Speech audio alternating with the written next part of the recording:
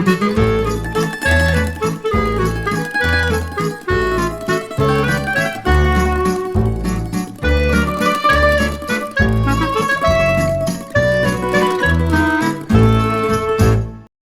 just finished reading a book that my friend David Wolf gave to me as a gift. Brown-Eyed Susan and Queen Anne's Lace. For the last couple weeks, I traveled with the author and my Leisure World neighbor, Elva Grace Turner, down her book and enjoyed every stop, and turn of this amazing trip. Elva is 96 now and planning to work on her new book. I can't wait to read it. Elva Grace Turner was born on January 9th of 1926 on a farm in Pleasant Mount, Pennsylvania. Progress was not something that Elva's parents and grandparents subscribed to. Her family worked with tools made by her great-great-grandparents who came from England in early 17th century. Water for household use was hand-carried roughly a city block distance. There was no electricity, telephone, or radio. Elva and her siblings never had new clothes.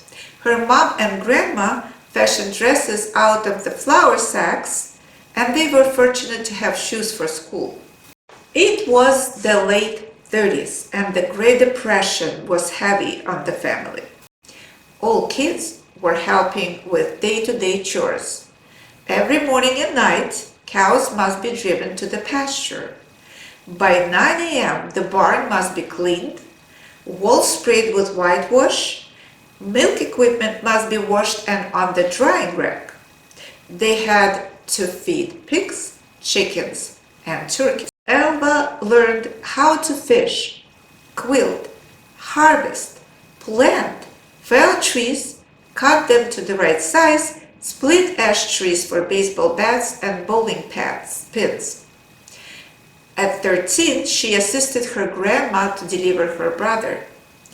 Many more childhood skills she used in her adult life. The farm was adjacent to a beautiful rock lake.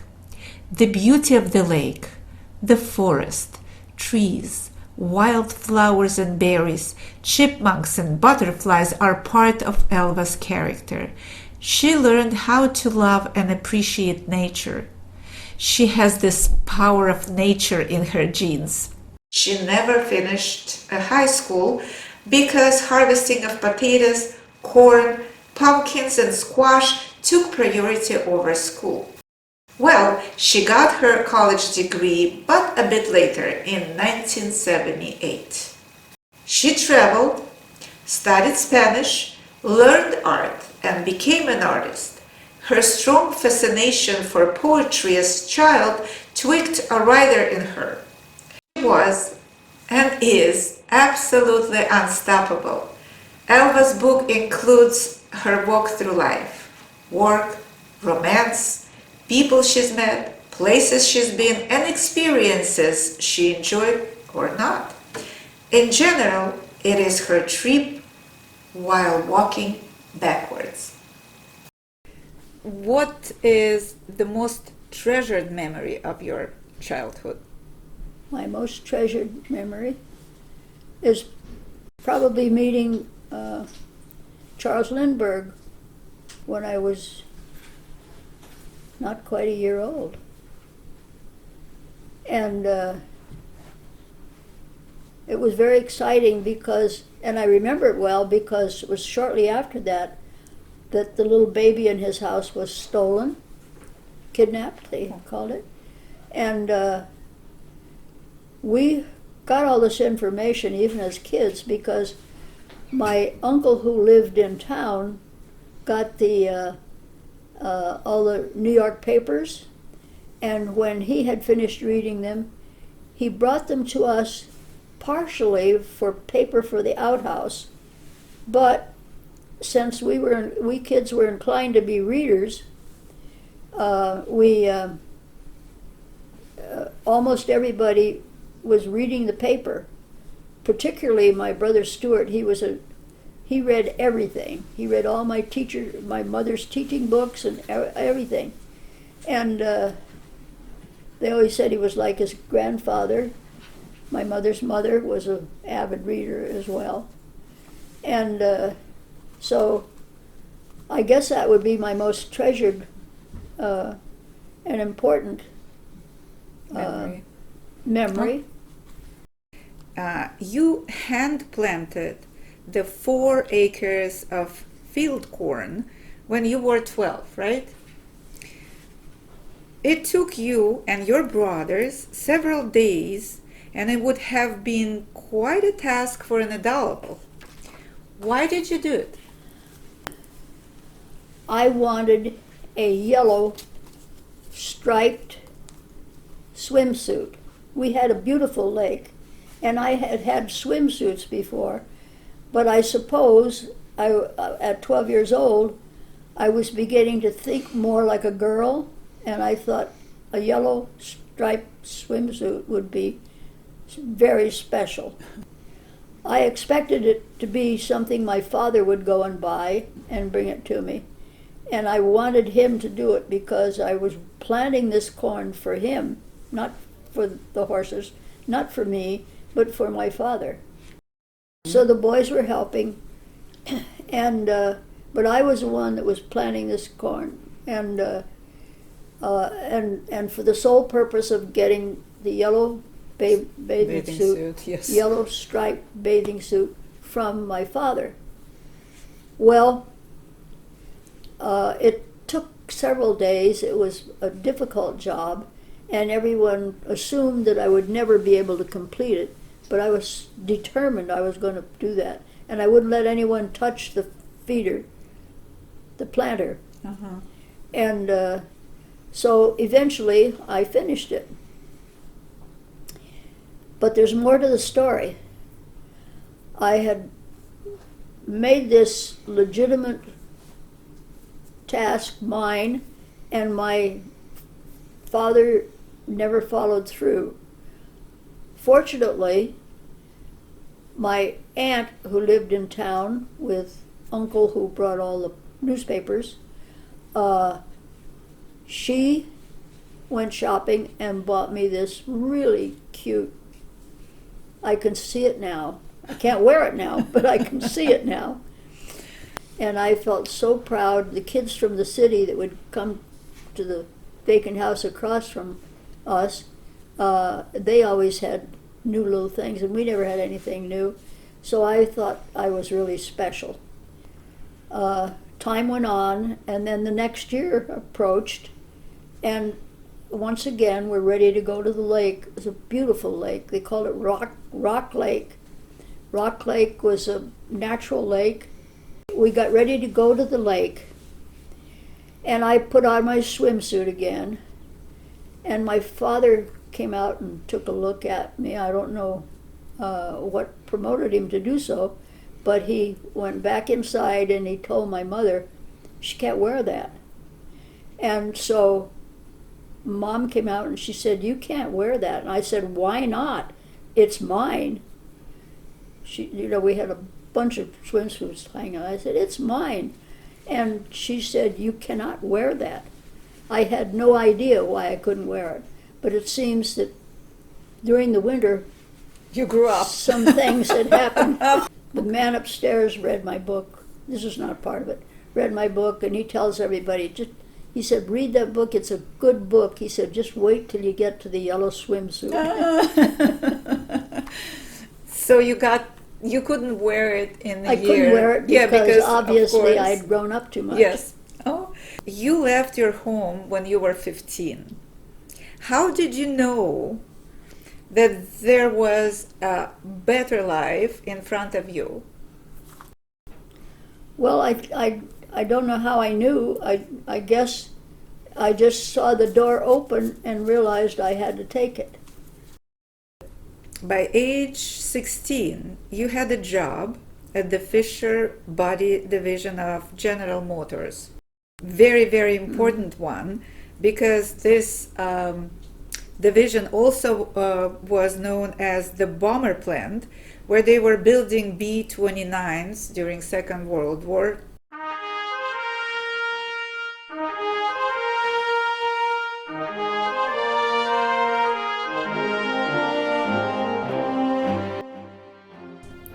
This bill honoring American women who joined the workforce as riveters, buckers, welders, and electricians to support the war effort during World War II. Mothers, wives, and daughters worked tirelessly in factories, farms, shipyards, airplane factories, and other institutions in support of our armed forces. The Roses are among our nation's greatest living heroines. Elva Grace Turner is one of them.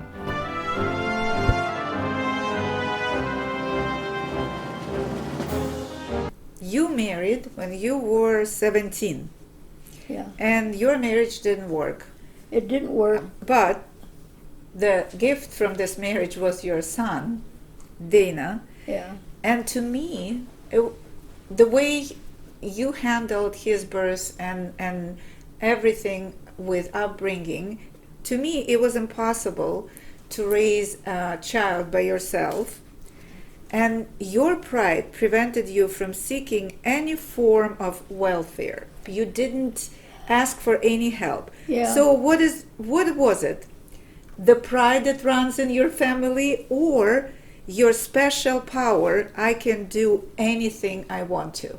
As soon as my mother left, when she was supposed to take me home, I made up my mind never would I ever ask for anything from home. And I never did, not one penny. What about government help at the time you had Dana? Did it exist or not yet? Not much. Okay. And we'll go back to Dana for a second. It requires my telling the truth. So Dana was not the son of my First husband. first husband. Uh-huh. And Dana's father actually had a lot of money. In fact, in Santa Monica, most of the frontage facing the beach, his father owned. Wow. His father, his grandfather owned that. I went to the grandfather and tried to get him to meet The grandson. the grandson. He had no interest. He said, "That's your problem and my son's problem." Wow. So I just never tried anymore. It was too embarrassing. It was too, it was just totally humiliating for me to Ask go for and ask for anything. And I should have followed through, but I didn't. Your stories and memories about your mom are very precious. I know that you are keeping her tatting box and a silver pencil. This is my mother's tatting box. It's probably 100 years old. I don't know that she received it from someone else or not, but I think it was probably a precious gift that her mother gave her. And there's certain stuff inside. Yeah. It carried all the things that you needed if you were a tatter. These are called shuttles, tatting shuttles. There's a little, where is that? I can't see it. This one? Yeah. These were used to, tatting it's a series of little knots that makes lace. And sometimes the knots get mixed up and you have to do something about that. So these little things helped straighten out the knots. Mm-hmm. Let me put, and everything has its own special place here. So it's wonderful. And of course, this little box has accumulated some other things. At one time, a little boy made this for me in summer school. We were madly in love, me and that little boy. Anyway, that's what What that year is. was that? How many times were you in love, madly? Madly? Yes. Don't ask. My math is not good.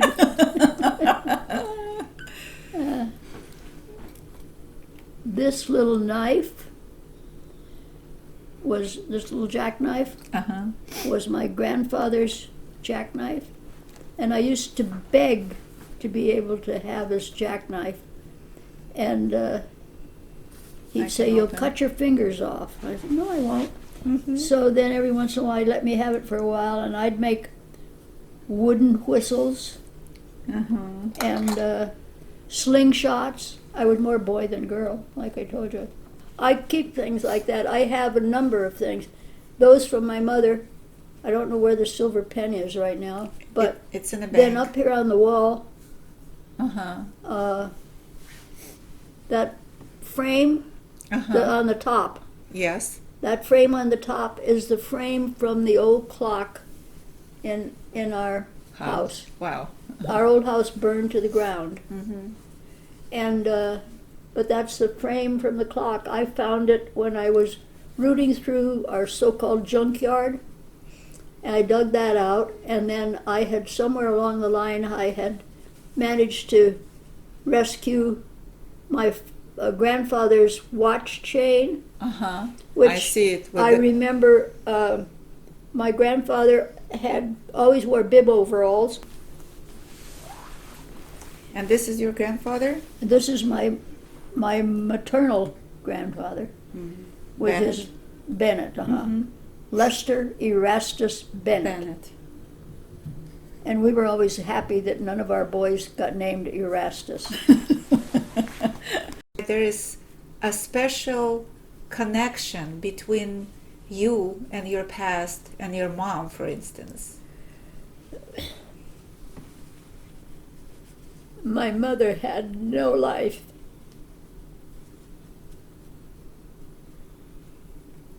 I'm sorry. She had nothing. She had nothing. All she had was drudgery all her life. But that's not how she started out. Her father was a whole different kind of person. Her father, despite the fact that he was 23 years older than my grandmother, was a wonderful man. He was educated, self-educated. He had a beautiful singing voice. He took this little girl that was very ill with diphtheria, and he taught her to sing. He taught her all her childhood education, reading, writing, and arithmetic, and all the things that they taught in school in those days. And such a different kind of image of the male than what she wound up marrying. I feel sorry for my father too, actually. Because definitely he was depressed. He was depressed after his father passed away. Well, then, but the way he had grown up, he was an only child, way out there in the woods. He had no friends. He went to also to a one-room school, and probably never had more than 10 or 12 kids in the school at the same time. And so he had a miserable life, and they spoiled him rotten. They fed him until he was the fat kid in the class, in the school, and that I don't think helped him any. and he was very shy and to the point where he, like I think I already mentioned, he could not fill out a job application. Yeah. Even when the job was carved out for him, it was just a simple job. And then there were so many jobs during the war that anyone could do. It wasn't that he didn't know how to do things, he did. He was quite clever with mechanical things. If the car broke, he figured out a way to fix it. Fix it. And same thing with other machinery around the place, whether it was in need of something that a blacksmith would do or whatever, he always managed to get it done. Sometimes by other people, but most of the time doing it himself. In 1954, you read a book, How I Turned 1,000 into $1 million in Real Estate in My Spare Time. This book was written by William Nickerson, who was your fellow employee and a friend. $1,000 was an enormous sum for you to save. However, you managed it. And you purchased your first house with $1,000 down payment, and the house this day cost $9,000. Yeah. How happy and scary were you? Sure. Absolutely. I was very frightened that I wouldn't be able to follow through. But then I said, well, you saved the money, you bought the house. The real estate man was very proud of me for having done all that. The bank, although they didn't want me to have a loan, since I was a woman, because that's the way it was, and they had reluctantly given me the loan, but only after my real estate man had nudged me and said, sign anything. Just sign it. Just sign it. And that's what I did, and I felt guilty because I didn't feel very honest. Sure, I was scared. Of course I was scared. And then I thought, well, most of what I see wrong with this house, I can fix. And so I started fixing. And then the farther I got and all the compliments I got on how much I was doing, the stronger I got in thinking about real estate and what I might be able to do in the future. So the broker told me, start another real estate pot. And so I did. And it went on from there. And so it wasn't long before I bought the second house. And then a little while later, the third house. So now I had a house I could rent and a house I could live in. And that was I was beginning to see how it could work. Do you recall the moments you laughed the hardest in your life? I remember being on Mount Whitney with a group of hikers. Actually, I'll take that back. I wasn't on Mount Whitney. I was on a mule pack. One of the guys,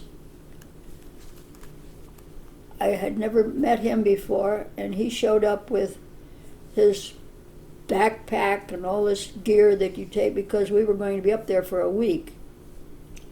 And the mules were carrying some of it, but believe me, we were carrying a lot as well.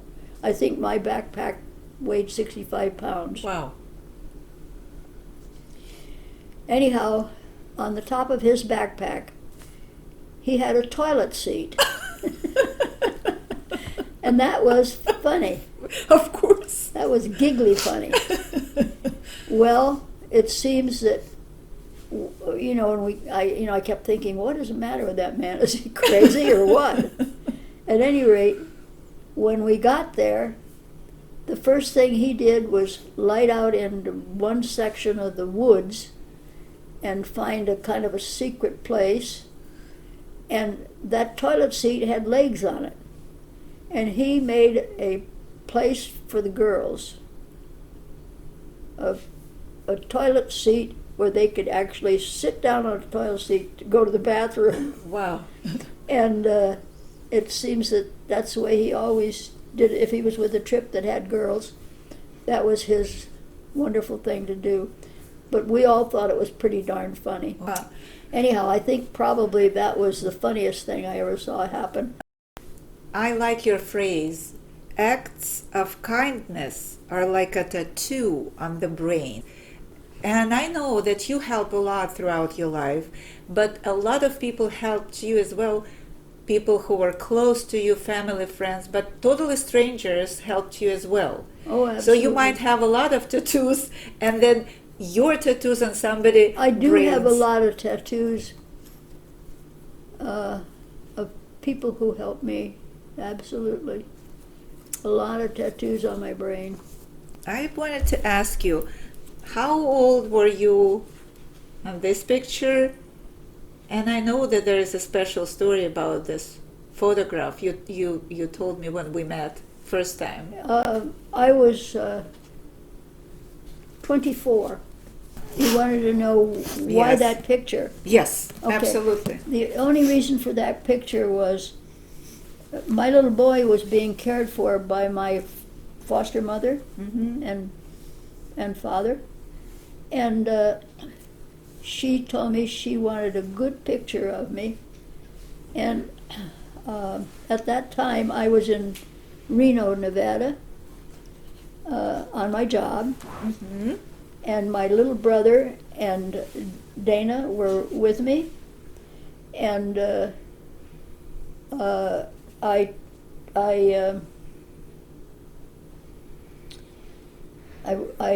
had the picture taken because she wanted a good picture of me so that when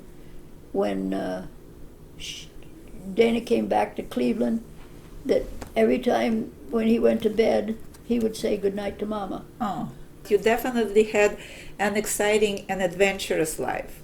Yeah. Anyone who read your book will agree with me. Is there anything you would like to say to your readers? I just pretty much say, this is my story, you have one too. And that's about it. I definitely went backwards with you through your life, which is absolutely legendary to me. And, I am truly happy, proud, and overwhelmed with emotions that I met you. Thank you so much. Thank you. At the end of the road, I'll still want to know what else is out there, what seeds did I sow? At the end of the road, I'll still want to see what loved ones are doing and what they will be. At the end of the road, perhaps the next bend. There must be a reason and not just the end.